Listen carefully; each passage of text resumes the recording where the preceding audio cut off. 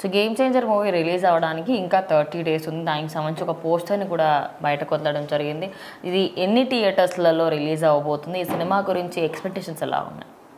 Definitely అసలు ఈ సినిమాలోంచి వచ్చే ప్రతి కంటెంట్ కూడా చాలా ఎక్సైటింగ్గా ఉంటుంది. ఈ పోస్టర్ చూస్తే మంచి యూత్ఫుల్ ఫీలింగ్, అంటే చరణ్ గారిని ఇలాగే చూడాలని ఫ్యాన్స్ అంతా అనుకుంటున్నారు. సో శంకర్ గారు ఆయనకు తెలుసు ఎలా చూపించాలి హీరోలు అని చెప్పి. సో ఎంతవరకు లుక్స్ దొరికితే అంతవరకు పిండేసుకున్నారని చెప్పొచ్చు. ఎందుకంటే ఒక క్లీన్ షేవ్తో ఐఏఎస్ ఆఫీసర్ ఎలా ఉండాలి, ఒక విలేజ్ క్యారెక్టర్ ఎలా ఉండాలి, ఒక స్టూడెంట్ క్యారెక్టర్ ఎలా ఉండాలి, సో రఫ్ అండ్ టఫ్గా ఆయన బాడీ లాంగ్వేజ్ని ఫుల్గా వాడేసుకున్నారు.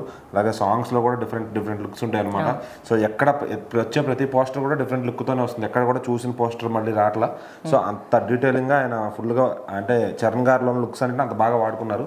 తర్వాత ఇంకో డైరెక్టర్ లుక్ చేయాలి అంటే ఆలోచించే విధంగా ఆయన అన్ని లుక్స్ వాడేసుకున్నారు అనమాట. సో ఈ పోస్టర్ చూస్తే కనుక చాలా యూత్ఫుల్ ఫీలింగ్ అయితే వచ్చింది. ఎందుకంటే ఈ కాలేజ్ ఎపిసోడ్స్ కూడా చాలా స్ట్రాంగ్గా ఉన్నాయని చెప్తున్నారు. ఎందుకంటే ఒక అగ్రెసివ్ క్యారెక్టర్, సో అంటే దాన్ని ఏమంటారు, షార్ట్ టెంపర్ క్యారెక్టర్. సో ఖచ్చితంగా అది ఫ్యాన్స్ కిక్ ఇచ్చే ఎలిమెంట్స్ అయితే ఈ సీన్స్లో ఉంటాయని చెప్తున్నారు. సో మనం టీజర్ చూస్తే అందులో ఎంత ఫాస్ట్గా వెళ్తాడో, ఫైట్ చేస్తాడు కూడా అక్కడ వెళ్ళి చూడొచ్చు. ఈ సినిమా వచ్చి థియేటర్స్ లెక్కలుగా 12,000కు పైగా థియేటర్స్లో రిలీజ్ చేసే ప్లాన్లో ఉన్నారంట దిల్ రాజు గారు.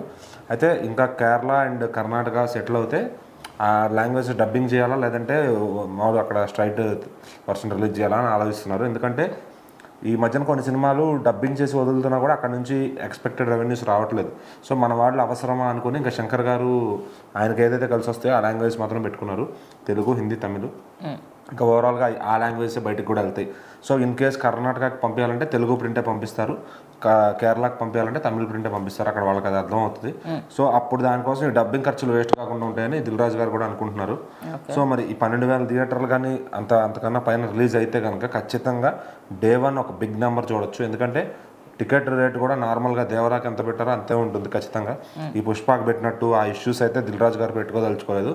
సో ఖచ్చితంగా ఈ సినిమా అత్యధిక థియేటర్లో రిలీజ్ అయ్యి, అంటే ఎందుకంటే ఈరోజు ఆయన స్థాయి గ్లోబల్ లెవెల్లో పెరిగింది.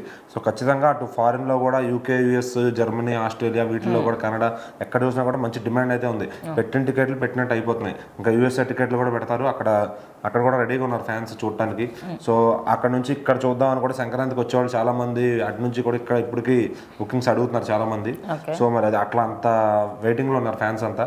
సో మరి సంక్రాంతికి వచ్చేది కోడి పందాలు అనుకుంటారు ఈయనకి, బాలకృష్ణ గారికి, కానీ 2 సింహాలే పందెం పడతాయి అనమాట. సో అది ఈసారి చూడటానికి చాలా 2019లో జరిగింది, మళ్ళీ 6 ఏళ్ల తర్వాత ఇప్పుడు జరగబోతుంది.